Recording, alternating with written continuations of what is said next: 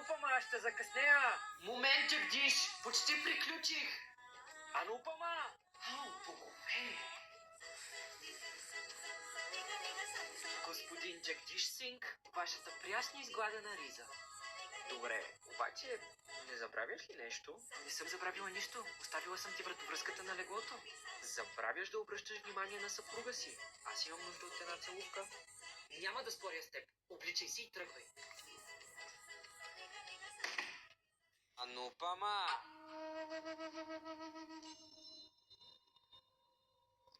Анупама, защо все още не си ми сервирала чая? Так му щях да го направя, майко. Просто трябваше да изгладя ризата на Джагдис. Ти си образована. Знаеш доста неща. За разлика от мен. Но нека ти кажа едно нещо. Може да не съм образована, но поне имам ценности и възпитание. Нещо, което ти нямаш. Освен това, тук е моят дом и аз определям правилата. А сега върви. Да, майко Ананди. Да не се казва Ананди, ако не те изгоня. Заради теб станах за посмешище пред хората.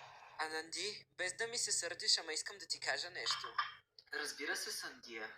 Кажи ми. Мина 1 година, откакто снаха ти е дошла в дома ти. И не се чува добрата вест. Не е бременна. Аз да ти кажа, въобще не съм изненадана. Образованите момичета търсят само удоволствието, а бягат от отговорностите.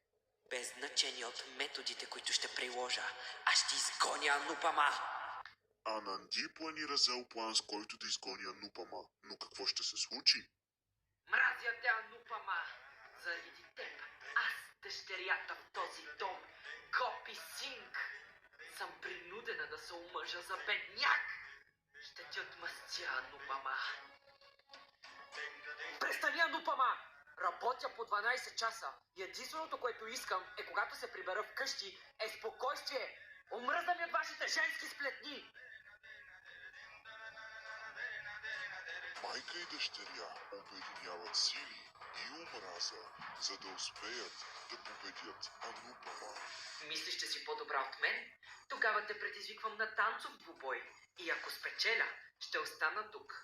А ти ще спреш тези гнусни интриги. Добре.